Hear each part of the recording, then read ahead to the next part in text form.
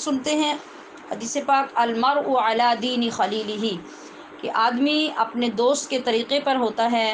فَلْيَنظُرْ أَحَدُكُمْ، تو تم میں سے ہر ایک کو چاہیے کہ وہ سوچ لے مَن يُخَالِلُ، کہ وہ کس سے دوستی کرتا ہے یا کس سے محبت کرتا ہے.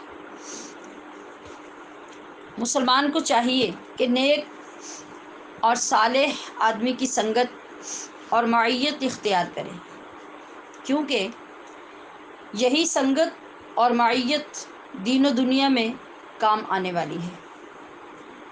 جو کانسیپٹ ہمارا ہوتا ہے نا وقت گزاری، وقت پاس، جو وقت پاس اور ٹائم پاس کی اصطلاح ہے، یہ آج کل تو بڑی گردش کرتی ہے. اور صرف لڑکیاں اور لڑکیاں کیا یا لڑکے اور لڑکے کیا، یہ آپس کی جو ناجائز محبتیں ہوتی ہیں، لڑکے اور لڑکی کی محبت، یہ بھی ٹائم پاس کے لیے ہی چل رہی ہوتی ہے. اور کتنی تباہی اور کتنی بربادی، اور ہم اپنی قبروں کو کس طرح دوزخ کی آگ سے بھرنے کا گویا کہ ایندھن جمع کر رہے ہوتے ہیں، اس کی ہمیں کوئی پرواہ بھی نہیں ہوتی. تو اس لیے یہ سوچنا چاہیے کہ یہ دوستی صرف دوستی نہیں ہے، اس کا دائرہ کار بہت وسیع ہے، اس کے اثرات بہت وسیع ہیں. اس لیے ہمیں آقا علیہ الصلاۃ والسلام نے اتنا کھول کر اس کے بارے میں ارشاد فرمایا. تو میں یہ کیا عرض کر رہی تھی کہ یہی سنگت اور یہی معیت دین و دنیا میں کام آنے والی ہے. کیسے؟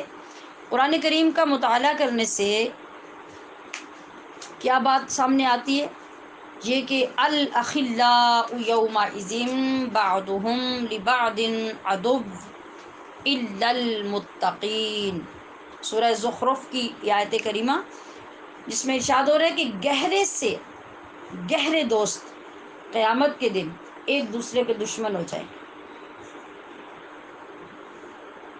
دیکھیں نا، دوسرے مقام پہ ہم نے کئی مرتبہ بیانات میں یہ آیت کریمہ اور یہ منظر سنا اور دیکھا کہ پوری دنیا میں آج بھی اگر ہر رشتے کے ساتھ رشتوں کو کمپیئر کریں گے تو ہر بندہ آپ کو یہ بیان کرتا ہوا سنائی دے گا کہ دنیا بھر میں اگر کوئی مخلص رشتہ اور بے بدل محبت ہے تو وہ ماں کی محبت ہے.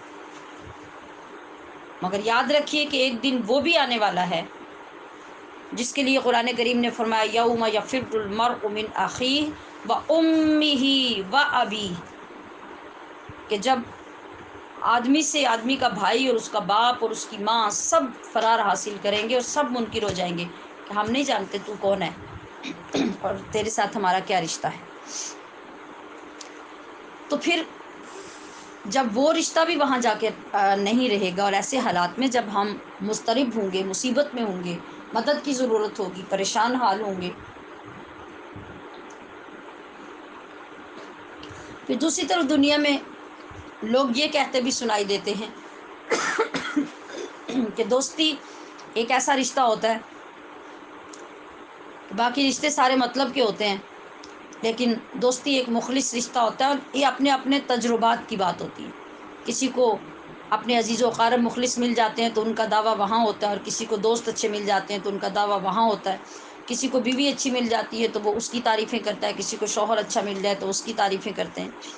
یہ سب اپنے اپنے لوگوں کے نقطۂ نظر ہیں. تو میں یہ آپ کو سنا رہی تھی آیت کریمہ کہ گہرے سے گہرے دوست قیامت کے دن ایک دوسرے کے دشمن بن جائیں گے. الا المتقین، مگر نیکوکار، پرہیزگار، متقی جو تمہارے دوست ہوں گے وہ اس وقت بھی تمہارے ساتھ ہوں گے. تو کل قیامت کو محبت نفرت میں اور دوستی دشمنی میں تبدیل ہو جائے گی. مگر جب دوستی کی بنیاد نیکی اور پرہیزگاری ہوگی تو وہ نیکی اور دوستی برقرار رہے گی. آپ نے نوٹ کیا کرنا ہے یہاں کہ آپ کی دوستی کی بنیاد کیا ہے. سب سے پہلے یہ چیز قابل غور ہوگی اور قابل عمل ہوگی. جب آپ نے دوستی کی بنیاد نیکی پر، پرہیزگاری پر رکھی اور اللہ اور اس کے رسول کے لیے رکھی، اب یہ دوستی ختم نہیں ہوگی. اچھا اور نیک دوست اللہ کی نعمتوں میں سے ایک نعمت ہے. حضرت علی فرماتے ہیں وہ شخص غریب ہے جس کا کوئی دوست نہ ہو. اب یہ آپ نے ساتھ ساتھ سمجھتے جانا ہے کہ جہاں بھی لفظ دوست استعمال ہو رہا ہے وہ دوست نہیں ہے جس سے آپ کو گپ شپ کرنی ہوتی ہے، جس کے ساتھ جا کے ہوٹلنگ کرنی ہوتی ہے، جس کے ساتھ جا کے آپ نے ٹائم پاس کرنا ہوتا ہے، میسیجنگ میں وقت گزارنا ہوتا ہے، کالز پہ وقت برباد کرنا ہوتا ہے، اور لوگوں کی برائیاں کرنے کے لیے اکٹھے ہونا ہوتا ہے، بری پلاننگز کے لیے اکٹھے ہونا ہوتا ہے، صحبتوں کو خراب کرنے کے لیے نہیں، ہر جگہ پہ جہاں بھی لفظ دوست آ رہا ہے اس کا مطلب وہی ہے جو الا المتقین کی فہرست میں آ رہے ہیں۔ اور حضرت علی المرتضیٰ رضی اللہ تعالی عنہ بھی اسی دوست کے لیے فرما رہے ہیں کہ اگر کسی شخص کا کوئی دوست نہ ہو تو وہ شخص غریب ہے،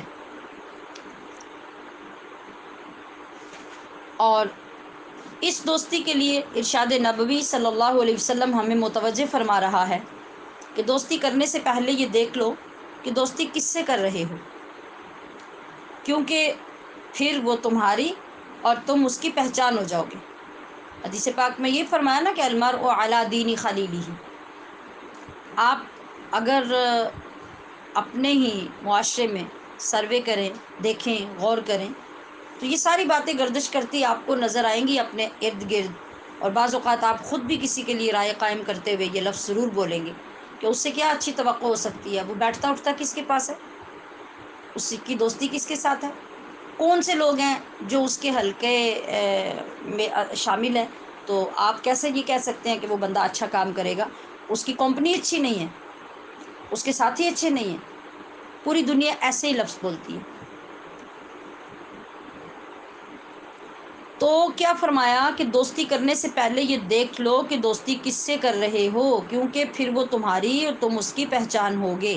ایک دوسرے کی عادات اور کردار کے عکس ہو جاتے ہیں دوست، وہ دوسرے کا، دوسرا پہلے کا، ہر چیز دونوں میں برابر ملے گی، وہ نہیں تو اس کے اندر، یہ نہیں تو اس کے اندر۔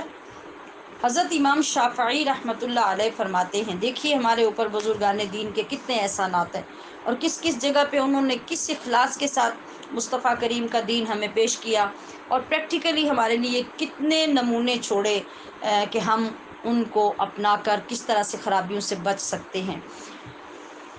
امام شافعی رحمہ اللہ فرماتے ہیں کہ احب الصالحین ولست منہم لعل اللہ یرزقنی، کہ میں نیکوکاروں سے محبت کرتا ہوں۔ احب الصالحین کا مطلب میں محبت کرتا ہوں نیکوکاروں سے، وَلَسْتُ مِنْهُمْ، مجھے اپنے اوپر یقین ہے اور مجھے اپنا پتہ ہے کہ اگرچہ میں ان میں سے نہیں ہوں، یعنی میرے پلے تو کوئی نیکی نہیں ہے۔ یہ وقت کا، پوری دنیا کا امام کہہ رہا ہے کہ میرے پلے تو کوئی نیکی نہیں ہے، اس کے باوجود میں نیکوں سے محبت کرتا ہوں، لعل اللہ، تاکہ اللہ تعالیٰ مجھے بھی یرزقنی، نیکی کی توفیق عطا کر دے۔ تو یہ ہے معیار دوستی۔ محبت اور صحبت کا رنگ بہت جلد چڑھتا ہے اور انسان دیکھتے ہی دیکھتے ڈھل جاتا ہے، اس کی عادات تبدیل ہو جاتی ہیں، انداز گفتگو اب اس کا نہیں رہتا، بالکل دوست جیسا ہو جاتا ہے۔ اور کبھی آپ غور کریں تو بے انتہا محبت کرنے والے جو لوگ ہوتے ہیں، جو اکٹھے رہنے والے لوگ ہوتے ہیں، آپ ان کو دیکھیں گے تو ان کے نین و نقش بدل جائیں گے، ان کی شکلوں میں ایک دوسرے کی جھلک آ جائے گی۔ یہ بھی محبت کی ایک چاہت ہوتی ہے، یہ اس کے اثرات ہوتے ہیں۔ ان کی گفتگو کا لہجہ، ان کی آواز، ان کا چلنا پھرنا، شکل دیکھیں گے تو شباہت ایک دوسرے کی شکل میں نظر آئے گی۔